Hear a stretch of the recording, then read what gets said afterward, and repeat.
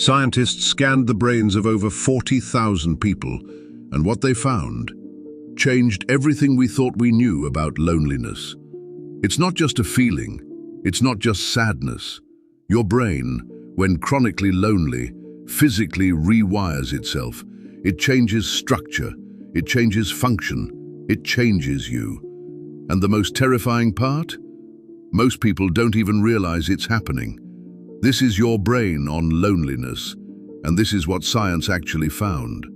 In one of the largest brain studies ever conducted, researchers at McGill University analyzed brain scans from nearly 40,000 people. They discovered that lonely people have a neurological signature, a unique pattern that appears across multiple brain regions simultaneously. The area most affected? The default network.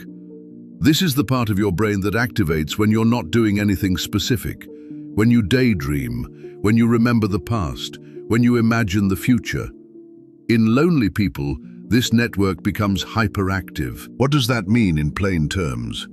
When you're chronically lonely, your brain spends enormous amounts of energy living in memories of connection, replaying past relationships, imagining future ones, because it's starving for something it can't find in the present. Your brain literally compensates for missing people by creating a world inside your head. But it gets deeper than that. Neuroscientists discovered that social pain and physical pain activate the same regions of the brain. The anterior cingulate cortex, the area that fires when you break a bone, lights up identically when you feel rejected or alone. This is not metaphor, this is neuroscience.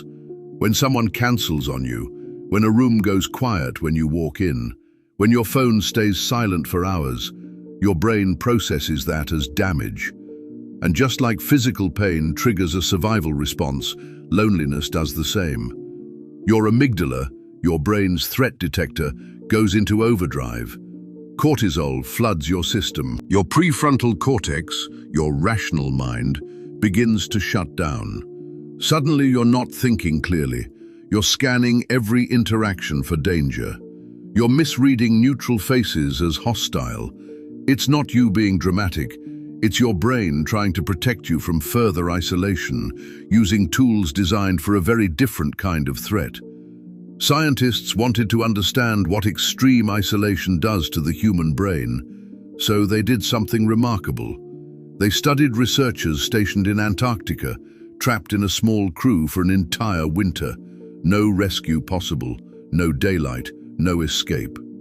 What they found was shocking. After just months of isolation, the brains of these researchers physically shrank in specific regions. Gray matter volume decreased, cognitive performance dropped, sleep architecture collapsed. But here's the part that gave scientists hope. It was reversible. When the researchers returned to normal social life, their brains began to recover. This tells us something profound. The brain is not a fixed machine. It responds to loneliness like a muscle that's not being used. It atrophies. But given the right conditions, it can rebuild. Here's what makes this a crisis. Loneliness has reached an all-time high in the United States. Oxford academic studies suggest over 2/3 of people will experience significant loneliness at some point in their lives.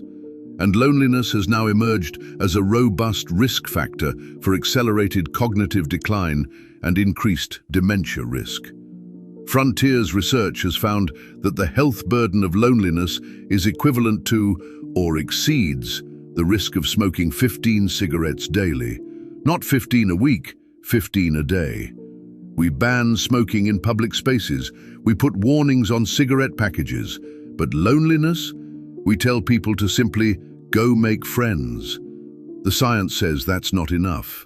Because by the time someone recognizes they're chronically lonely, their brain may already be changing in ways they can't feel. So, what does neuroscience actually recommend?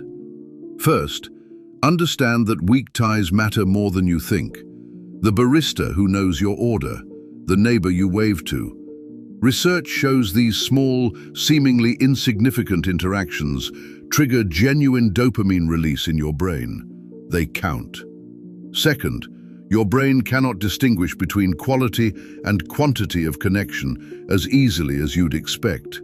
Even brief, meaningful exchanges, a real conversation, genuine eye contact, activate the same reward circuits as deep friendship.